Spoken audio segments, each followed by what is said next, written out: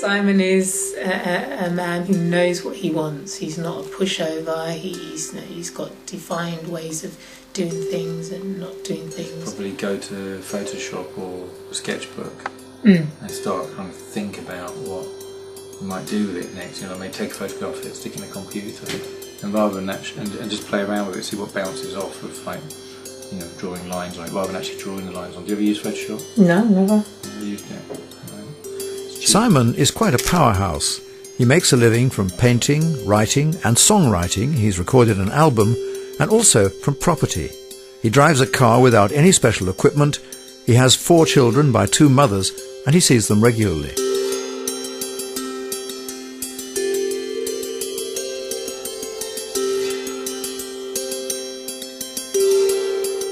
What you do reminds me of when a baby's been, learning to eat food. And they play around with it with their hands. Right. And it's like, it's just as much about the texture and the feeling and what it looks like as it is, important for them to actually get the food in their mouth. No. I think you're projecting on that because you want to kill me.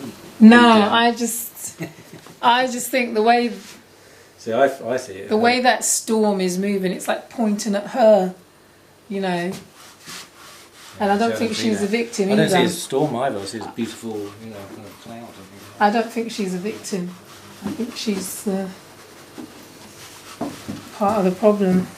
Well, you see, I see his painting is about loss, not about murder.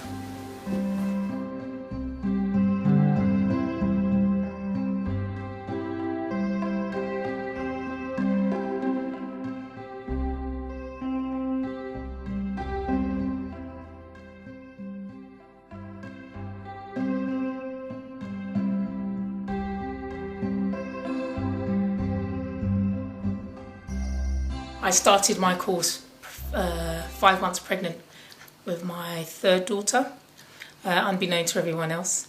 Had her in 2nd year, I think, or the ending of the 1st year, and then came back part-time, 1.5 days a week, and continued painting and doing my thing, and kind of exploring, what it was like to be me, my own experience as a mother, as a woman, as a female. Did lots of paintings, kind of got a lot of criticism and we don't do works of the self and we don't encourage that and it's not the thing to do. So I was in care until the age of 7 when my mum managed to get a council flat, and at that point when I was in care I was living in a country village, part of a national children's home. Before that I'd been a Bernardo's kid, and outside of missing my mum when she went, I probably quite enjoyed it there. But the care in the country village, the National Children's Home one, was quite Victorian and quite difficult, and I didn't like it at all. And anyway, I went to live on the council estate. My mum had a new boyfriend who turned out to be a bit of a psychopath, and he used to beat us up. And he was around for a couple of years, and the combination of him and the council estate, where the main kind of value system was fighting and being aggressive and stuff like that, was quite a shock to me. I didn't know any swear words when I first went there. I think bloody was about the worst of them. And within days of being there, I found myself being, having kids running circles around me and taking a mick and losing my temper and feeling very frustrated. So the time in care was quite difficult. And I mean, not time in care. Sorry, the time in the council estate was very difficult. And so. And I was there for about 4 or 5 years, and then when I left, we left there. Mum's mum died, and she left some money, so Mum bought a flat, and we moved out of the estate. I managed to get to quite a good school, and the local grammar school. Who at first they didn't want me because of my disability, but someone kind of pushed for me to be in, and anyway, I started to do better, and because of the influence of other people around me, started to improve my lot. Do you think it's all right for artists to use photographs? Yeah. You don't think you should laboriously sketch this figure? No. Why not? It's easier. That sounds lazy, not artistic. Because it had to be hard.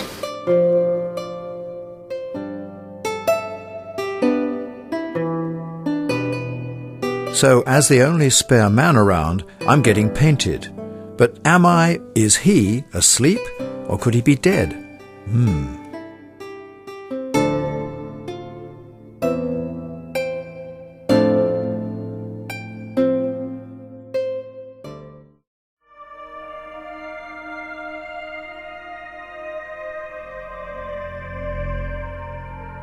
17 years ago, one of Marcia's children died suddenly from meningitis.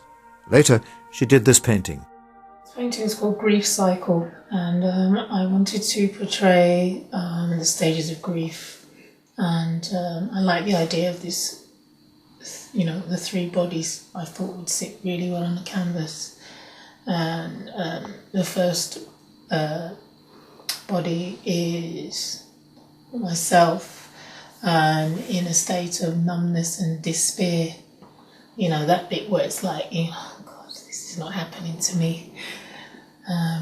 The second one, his hair is like, kind of like shock, disbelief, it's like, kind of move further on, this is happening to me. And it's starting to hurt, and I'm starting to think, my God, I could just quietly go mad here, because I actually don't want this to be.